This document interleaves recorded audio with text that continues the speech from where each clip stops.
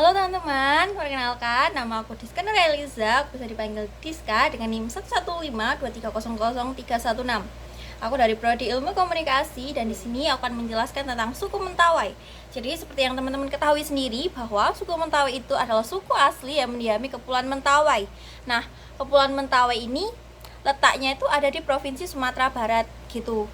Dan suku Mentawai ini memiliki kebudayaan dan kesenian yang cukup menarik dan unik menurut saya. Nah, dan di sini saya akan membahas sedikit tentang kebudayaan dan kesenian suku Mentawai gitu. Yang pertama itu ada rumah adat, dan rumah adat suku Mentawai itu disebutnya dengan uma. Dimana uma ini adalah jenis rumah panggung gitu dengan atapnya dari daun nipah. Dan uma ini memiliki ukuran berbeda antara rumah satu dan rumah yang kedua dan rumah yang lainnya gitu.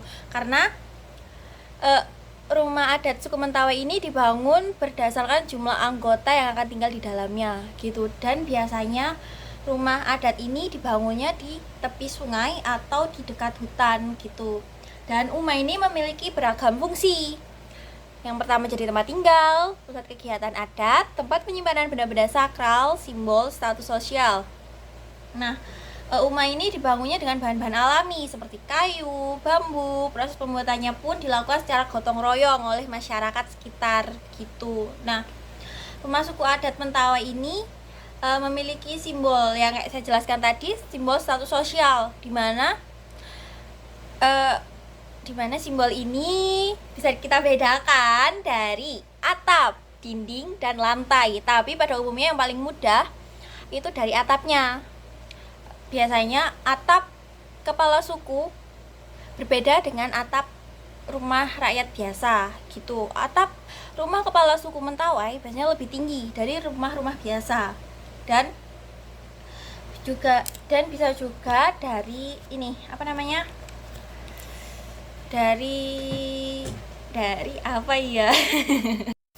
Nah, dari atap rumah suku Mentawai itu yang membedakan selain tinggi atapnya itu ada motif ukirannya gitu.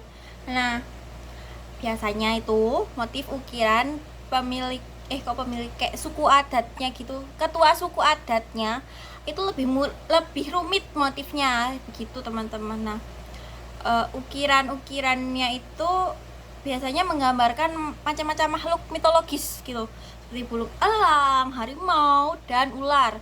Ukuran rumah adat suku Mentawai pun juga berbeda dari satu rumah dan rumah lainnya yang saya jelaskan tadi.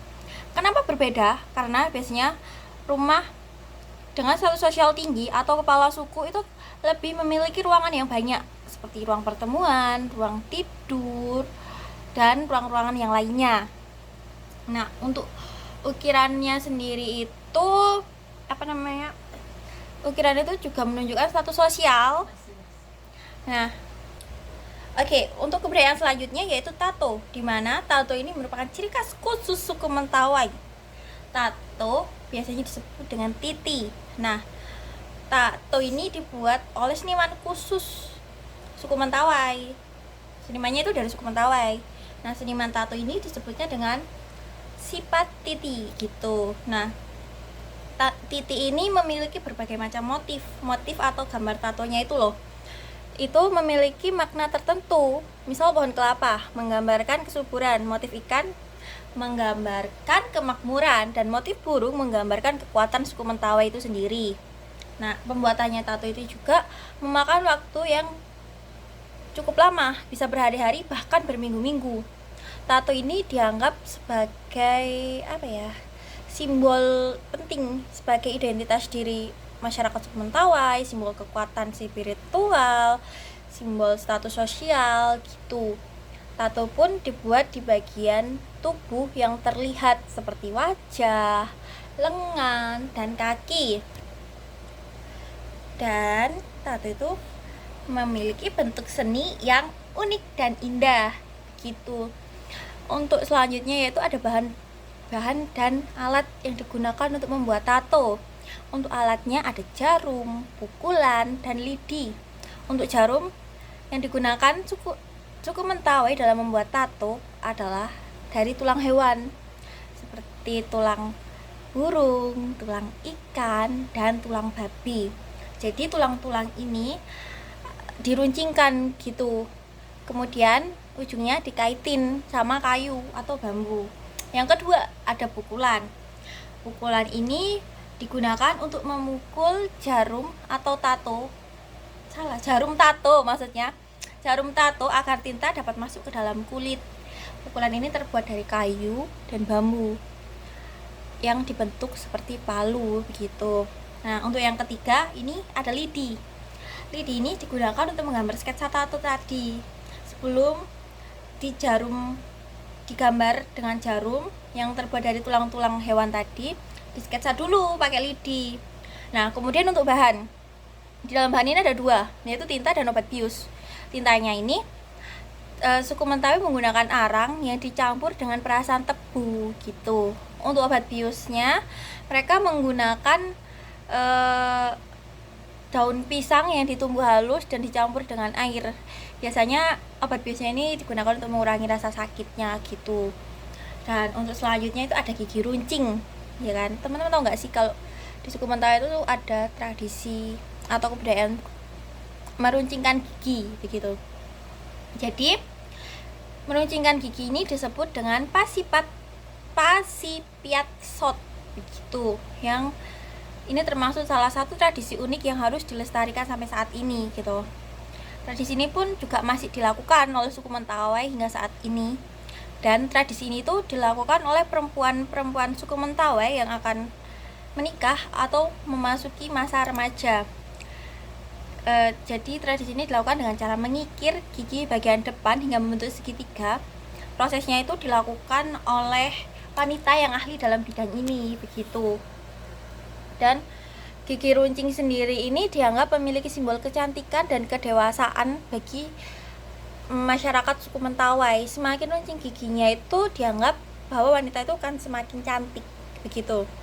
Nah, selain gigi runcing ini dianggap sebagai simbol, nah jadi gigi runcing ini selain dianggap sebagai simbol kecantikan, dia juga dianggap sebagai simbol spiritual gitu. Jadi gigi runcing itu dipercaya dapat melindungi wanita-wanita suku Mentawai dari roh-roh jahat begitu.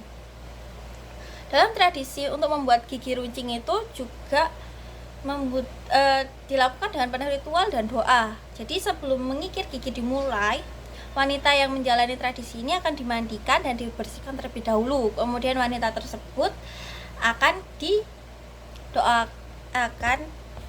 dibimbing oleh seorang dukun gitu untuk melakukan ritual khusus. Nah, setelah ritual selesai, proses mengikir gigi pun dimulai begitu. Mengikir gigi sampai runcing-runcing dan selesai. Proses mengikir gigi ini pun nggak lama, biasanya cuma 1 jaman gitu, singkat kan waktunya. Mungkin teman-teman ada yang mau mencoba mengikir gigi biar lebih cantik begitu. Nah, setelah selesai itu tadi proses mengikir gigi, biasanya wanita suku Mentawai yang melakukan tradisi itu akan diberi obat tradisional untuk mengurangi rasa sakit pada gigi atau gusi dan mengurangi bengkaknya gitu. Jadi tradisi mengikir gigi ini adalah tradisi yang unik dari suku Mentawai dan wajib dilestarikan oleh anak-anak muda zaman sekarang.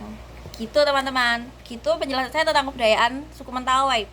Nah, selanjutnya saya akan membahas tentang ini, kesenian suku Mentawai. Jadi di Mentawai itu ada tari muturuk gitu.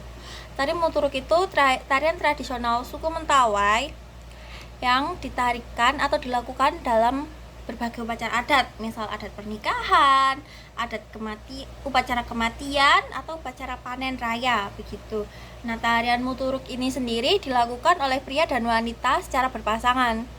Tarian muturuk menggambarkan kehidupan masyarakat suku Mentawai. Tarian ini biasanya diiringi oleh musik tradisional suku Mentawai seperti saluang, gendang, dan rebana. Gerakan tari muturuk menggambarkan berbagai macam aktivitas sehari-hari suku Mentawai. Masyarakatnya sendiri seperti mereka sedang berburu, memancing, berkebun, dan kegiatan-kegiatan lainnya begitu. Gerakan ini juga menggambarkan berbagai macam hewan seperti burung, ikan, dan harimau. Lalu tari Munturuk ini memiliki makna yang sangat penting bagi masyarakat suku Mentawai itu sendiri. Tarian ini merupakan simbol kegembiraan, kebersamaan, dan rasa syukur mereka kepada Tuhan Yang Maha Esa. Gitu teman-teman penjelasan saya tentang tari Munturuk. Nah, selanjutnya saya akan menjelaskan tentang musik. Jadi di suku Mentawai itu ada musik. Musiknya itu menggunakan alat tradisional. Yang pertama ada saluang bambu, gendang, rebana, suling, dan tambur. Ada 5 sih, saluang atau saluang bambu, gendang, rebana, suling, dan tambur. Nah, alat-alat musik tradisional ini biasanya mereka gunakan untuk mengiringi tarian, upacara adat, dan hiburan. Budaya dan kesenian suku Mentawai merupakan kekayaan budaya Indonesia yang perlu dilestarikan, ya kan? Harus dilestarikan, kita harus melestarikan dan belajar tentang budaya dan seni-seni Indonesia, begitu. Oke, lanjut. Untuk musik suku Mentawai ini memiliki peran penting bagi kehidupan masyarakatnya. Selain digunakan untuk tarian, upacara adat, pernikahan, dan upacara kematian, musik digunakan untuk hiburan dan menyampaikan pesan-pesan moral. Nah, saya akan menjelaskan ini sih beberapa alat musiknya gitu. Misal kayak saluang. Saluang itu alat musik tiup yang terbuat dari bambu yang digunakan untuk mengiringi tarian dan upacara adat. Yang selanjutnya ada gendang. Gendang alat musik pukul yang terbuat dari kayu yang memiliki suara keras dan sering digunakan untuk mengiringi tarian dan upacara adat. Yang selanjutnya ada rebana. Rebana ini juga alat musik pukul juga yang memiliki suara lembut. Bedanya rebana dan gendang adalah kalau rebana ini musiknya lembut, kalau gendang itu musiknya keras. Nah, yang selanjutnya ada suling. Suling ini alat musik tiup yang terbuat dari bambu. Suling ini nggak beda jauh sama saluang gitu. Suling ini suaranya merdu, digunakan juga untuk mengiringi tarian adat dan upacara adat gitu teman-teman. Nah, yang terakhir ada tambur. Tambur adalah alat musik pukul yang terbuat dari kulit dan kayu. Tambur ini memiliki suara yang keras dan sering digunakan untuk mengiringi tarian dan upacara adat. Jadi kayak semua alat musiknya itu sama-sama mereka gunakan untuk mengiringi tarian, upacara adat, dan untuk hiburan gitu. Musik suku Mentawai ini juga memiliki ciri khas yang unik. Musik ini biasanya memiliki tempo yang cepat dan menggunakan berbagai macam ritme. Musik suku Mentawai juga suka atau sering menggunakan suara-suara hewan atau suara binatang seperti kicauan burung dan auman harimau. Ya sudah, sekian presentasi atau penjelasan saya mengenai kebudayaan dan kesenian suku Mentawai ini.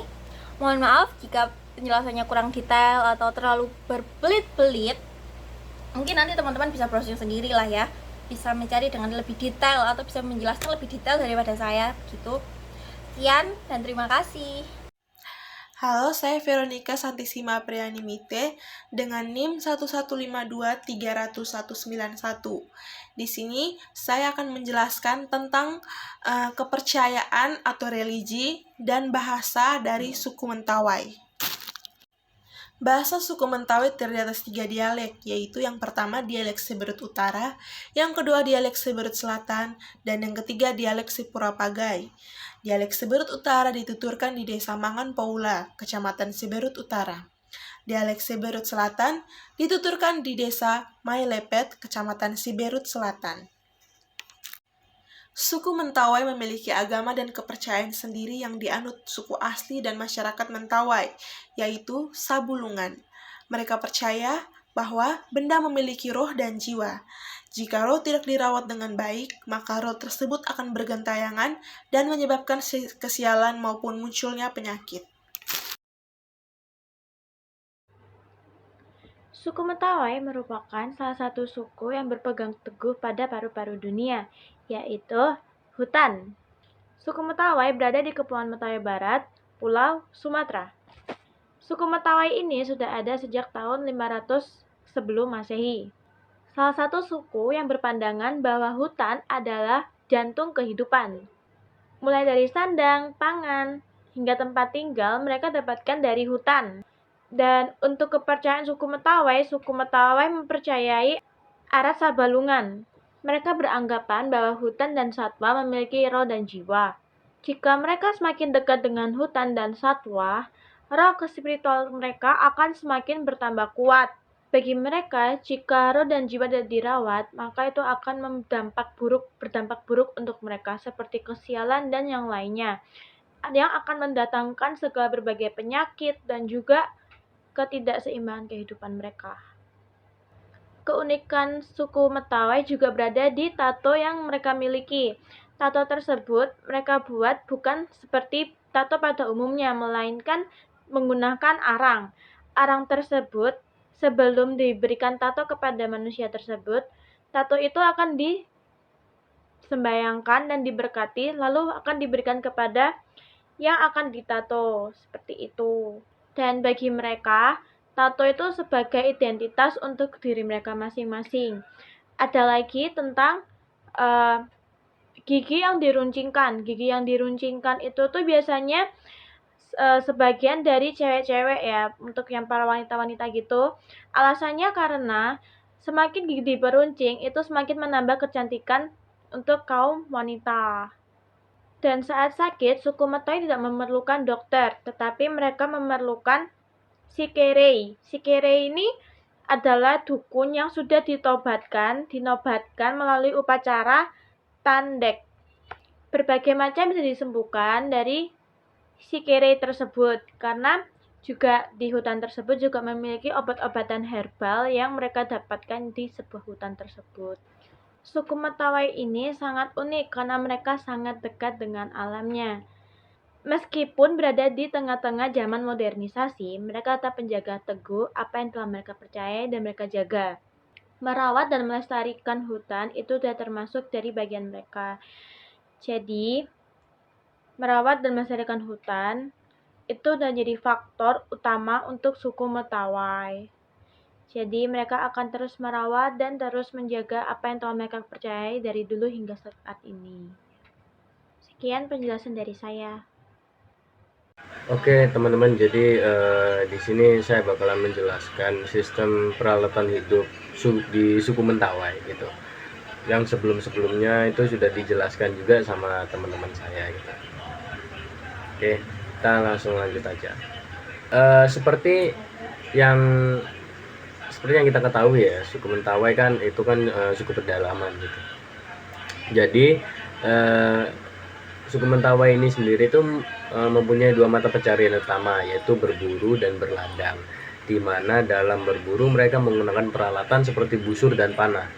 Di mana alat-alat tersebut itu dibuat oleh mereka sendiri dari kayu-kayu yang ada di hutan dengan cara yang tradisional dan dilumuri dengan racun buatan mereka sendiri. Dalam berladang, khususnya dalam berladang ini ya, berladang sagu, suku Mentawai juga menggunakan peralatan tertentu seperti yang kita ketahui. Dalam menanam sagu harus disertai dengan tahapan-tahapan tertentu gitu. Jadi nggak ngasal kayak kita baru langsung jebret gitu, enggak. Jadi suku Mentawai ini punya caranya mereka sendiri dengan mengolah secara tradisional gitu. Tahapan yang pertama adalah penebangan pohon sagu. Penebangan pohon sagu ini umumnya dilakukan di atas umurnya itu dari pohon sagunya sendiri itu ya, antara 8 sampai 15 tahun. Karena secara yang dipercaya sama mereka itu bahwa kualitas maupun kuantitas dari hasil yang didapatkan dari umur 8 sampai 15 tahun itu, kuantitas dan kualitasnya itu bagus banget katanya. Terus juga peralatan yang digunakan untuk memotong dan membelah batang pohon sagu adalah kapak, atau biasa disebut sama orang-orang sana itu adalah kapek gitu. Terus juga Kemudian untuk memisahkan bagian kulit dan bagian dalam batang pohon sagu digunakan parang gitu. Adapun di Pulau Mentawai digunakannya itu namanya odak. Ya, alat yang mengupas tadi itu. Kan kalau bahasanya itu parang, tapi kalau di suku Mentawai sendiri itu namanya odak gitu. Terus juga yang kedua, pengolahan bagian dalam batang. Batang pohon sagu menjadi bagian kecil dengan menggunakan parut yang terbuat dari bahan kayu dan paku sebagai mata parut. Jadi mereka sendiri tuh parutannya tuh dibuat oleh mereka sendiri gitu loh. Terus juga masyarakat Mentawai di Pulau Siberut mencacah bagian dalam batang pohon sagu dengan alat yang disebut kukuilu. Alat ini berbentuk segitiga yang terbuat dari kayu yang diikat satu sama lain dengan menggunakan tali dari kulit kayu. Gitu. Mungkin kalian bisa menggambarkan sendiri atau bisa searching juga. Terus ketiga, pemrosesan sari pati sagu dan pengeringan. Jadi ini tahapan yang ketiga. Pati sagu dikeluarkan dari parutan sagu dengan cara diinjak-injak dengan kaki, Yang pastinya juga sudah bersih ya kakinya ya. Biasanya di dekat alat pengirik dipasang timba air yang berfungsi untuk menyiram parutan sagu yang diinjak. Jadi mereka tuh nginjak-injak parutan sagunya sambil dikasih air gitu, biar supaya ada sari-sarinya tuh keluar. Terus untuk alatnya sendiri itu terdiri dari bambu, tali, timba, dan batu pemberat. Di bawah pelantar dipasang alat berbentuk kerucut terbalik.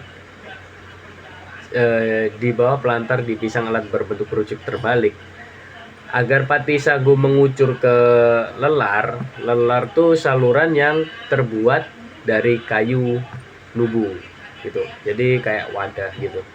Selanjutnya pati sagu ditampung dengan ube atau ubah.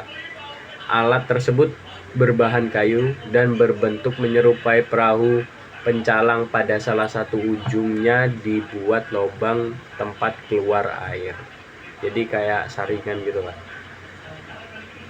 Gitu. Terus untuk pemrosesan sari atau pati yang ditampung dengan ube atau ubah di Mentawai, cacahan sagu diinjak-injak di atas penyaring air sagu yang disebut geogebat ya. Alat tersebut berbentuk kotak kayu berbentuk persegi dengan bagian dasarnya diberi saringan yang terbuat dari serat-serat dari pohon kelapa. Jadi ini tuh sejenis alat penyaring sih. Iya, ya emang penyaring sih. Jadi kayak kotak kayu gitu, terus di bawahnya itu ada penyaring, yaitu tadi serat-serat dari pohon kelapa gitu. Dengan penguat dari semacam tumbuhan rumput untuk mengikat, dan jalinan tersebut disebut dereat. Geogebat diletakkan di atas panggung setinggi 200 cm dengan topangan 4 buah kayu. Gitu. Jadi aku kurang tahu ya. Mungkin editornya bisa nambahin gambarnya mungkin. Karena yang edit bukan saya. Pemrosesan sari atau pati sagu yang ditampung dengan ube.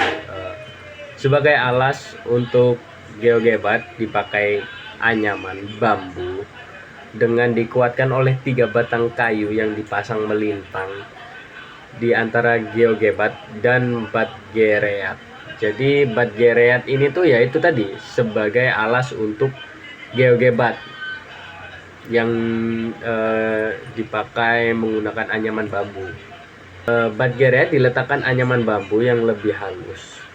Proses tersebut menggunakan air sehingga menghasilkan air sagu yang mengalir melalui tei-tei dan bat salaksa, kemudian bat gereat, dan akan jatuh pada sebatang kayu mirip sampan yang diletakkan agak miring untuk mengalirkan air yang sudah bercampur sagu berwarna putih, agar air sagu tidak tumpah ke kiri dan ke kanan gitu. Di antara borojat dan bat gereat diletakkan semacam dinding terbuat dari anyaman daun sagu.